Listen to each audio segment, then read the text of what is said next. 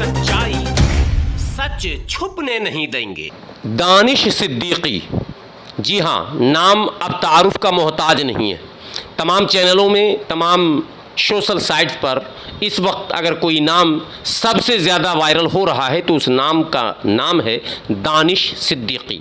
जी हाँ, और दानिश सिद्दीकी का ताल्लुक़ जामिया से है और इस वक्त मैं खड़ा हूँ उन्हीं के घर के सामने। आप देख रहे हैं एक बड़ी भीड़, जी हाँ, तमाम पत्रकारों की भीड़, तमाम सामाजिक कार्यकर्ताओं की भीड़, नेताओं की भीड़ और जामिया में अपने कैरियर बनाने वाले तमाम छात्रों की भीड़। जामिया से एक ख़ास ताल्लुक़ दानिश सिद्दीकी का था। इसीलिए मैं आपको ये भी बता दूं कि जहाँ दानिश सिद्दीकी का जो आखिरी आरामगाह होगा वो जामिया का कब्रिस्तान ही होगा, ये ऐलान हो चुका है। और मैं इस वक्त खड़ा हूँ दानिश सिद्दीकी के बिल्कुल घर के सामने और आपको दिखा रहा हूँ लाइव तस्वीर। आप देख रहे हैं दानिश सिद्दीकी का जनाजा, जो कि अफ़गानिस्तान में जिस हादसे के वो शिकार हुए थे, वहाँ से वो जनाजा सीधे जहाज़ से दिल्ली एयरपोर्ट पहुंचा और दिल्ली एयरपोर्ट से दानिश सिद्दीकी के घर यानी ओखला गफ्फार मंजिल में पहुंच चुका है। और आपको लाइव तस्वीर में आपको दिखा रहा हूं, आप देखें बजरिए एम्बुलेंस दानिश सिद्दीकी के पार्थिव शरीर को जो है मैयत को यहाँ लाया गया है और बताया ये जा रहा है कि तमाम तर तैयारियाँ जो हैं वो मुकम्मल कर ली गई थी। और अफ़गान सरकार की तरफ से जो बयानात आए हैं उससे ये भी पता चला है कि मैयत को यहाँ गुस्ल की भी अब ज़रूरत नहीं है, वो सारी चीज़ें वहाँ कर दी गई हैं। सिर्फ जनाजे की नमाज़ होगी, जो कि ऐलान हो चुका है कि जनाजे की नमाज़ जामिया में ही होगी और वहीं उन्हें जो है दफन भी किया जाएगा।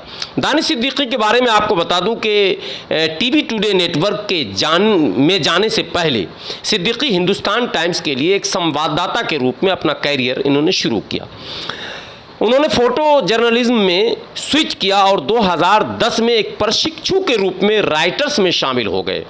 सिद्दीकी ने मौसूल, इराक़ के मौसूल, जहां आईएस और दूसरी तमाम बहुराष्ट्रीय सेनाओं से संघर्ष चल रहा था, तो मौसूल की लड़ाई 2016 और 17, जी हां, उसको भी कवर किया। अप्रैल 2015 में नेपाल भूकंप को कवर किया और 2015 में रोहिंग्या शरणार्थी संकट को कवर किया। 2019-20 में हांगकांग विरोध जो बहुत ही प्रसिद्ध हुआ था उसको कवर किया। 2020 में दिल्ली दंगे को कवर किया। दक्षिण एशिया, मध्य पूर्व और यूरोप में अन्य कहानियों के बीच दंगे और कोविड-19 महामारी को भी कवर करने का श्रेय दानिश सिद्दीकी को जाता है। जुलाई 2021 से वह तालिबान के आक्रमण का दस्तावेजीकरण करने के लिए अफगान विशेष बलों के साथ एक एम्बेडेड पत्रकार के रूप में सेवा कर रहे थे, जो उनका अंतिम कार्य कहा जाएगा। जी हाँ, वहीं इस तरह की घटना हुई जिसका आप जो है पूरा लाइव, जिसकी तस्वीर भी आप देख रहे हैं और जिसकी सारी कहानी आपको बताई जा रही है। 2020 के दिल्ली दंगे के दौरान ली गई एक तस्वीर जिसमें एक हिंदू भीड़ द्वारा एक मुस्लिम व्यक्ति की लिंचिंग का दस्तावेजीकरण किया गया था। यह भी ऐसी यादगार तस्वीर थी जिसको राइटर्स के द्वारा वर्ष की परिभाषित तस्वीरों में से एक के रूप में चित्रित किया गया था। जी हां, BBC news, national public radio और द कारवां ने इसे दंगों की परिभाषित छवि और एक तस्वीर जो एक किशोर दक्षिणपंथी कार्यकर्ता द्वारा प्रदर्शनकारियों पर पिस्तौल लहराते हुए ली गई, जबकि पुलिस मौके पर मौजूद थी।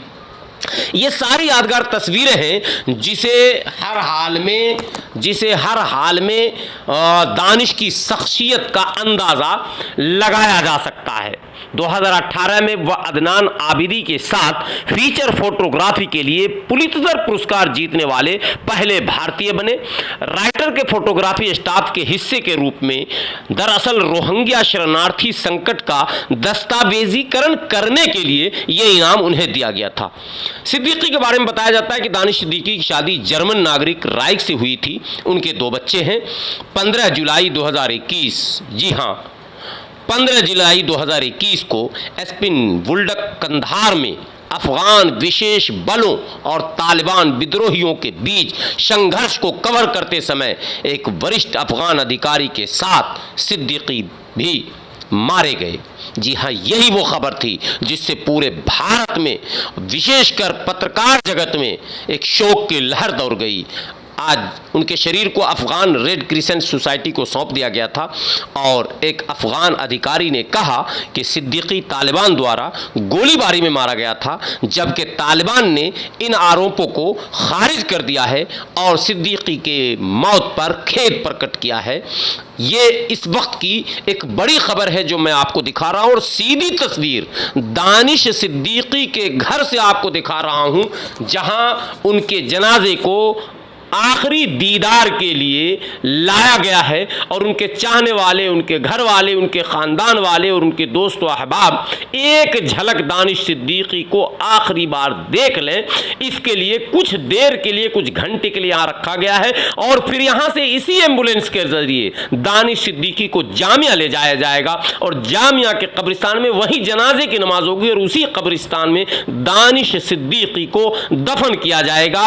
और कुल मिलाकर ये कहा जा सकता है कि एक भारत के माने जाने पत्रकार का अध्याय आज समाप्त हो गया और पत्रकार जगत को एक बड़ा झटका लगा है दानिश सिद्दीकी के जाने से। देश की सच्चाई पल पल का अपडेट आपको दिखा रही है। मेरी कोशिश है कि और वो दुर्लभ तस्वीरें जो हो मैं आपको दिखा सकूं, लेकिन फिलहाल मैं यहाँ खड़ा हूँ दानिश सिद्दीकी के घर के सामने और मैं आपको सीधी लाइव तस्वीर दिखा रहा हूँ। आप देखें इस तस्वीर को, जहां हजारों की भीड़ दानिश सिद्दीकी को आखिरी बार देखने के लिए खड़ी है कि एक झलक दानिश सिद्दीकी को देख लिया जाए, जिसकी मौत अफगानिस्तान में एक फोटोग्राफी यानी अपने कर्तव्य, अपने फर्ज को निभाते वक्त हो गई थी। आपसे गुजारिश है कि आप चैनल को ज्यादा से ज्यादा सब्सक्राइब करें, वीडियो को ज्यादा से ज्यादा शेयर करें और अपने मन की बात को कमेंट में जरूर लिखें। शुक्रिया।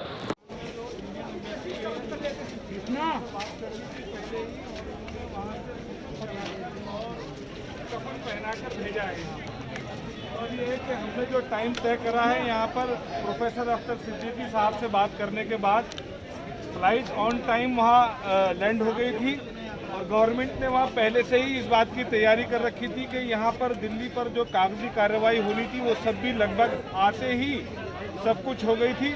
एक थोड़ी सी परेशानी इस बात की थी कि इनका जो अपना पासपोर्ट था वो पासपोर्ट वहाँ पर मिसिंग हो गया था, वो भी वहाँ पर इमरजेंसी में इनका दूसरा पासपोर्ट बना दिया गया और उस पासपोर्ट के बाद वो यहाँ आ गई, मैयत आ गई है। अब बाकी का जो काम है वो इंशाल्लाह आधे घंटे में मेरा ख्याल में यहाँ से निकलने का रखेंगे या 9 बजे तक निकलने का रखेंगे। इशा की नमाज के बाद तदफीन जामिया के कब्रिस्तान में होगी, वहीं पर जो है नमाज जनाजा होगी।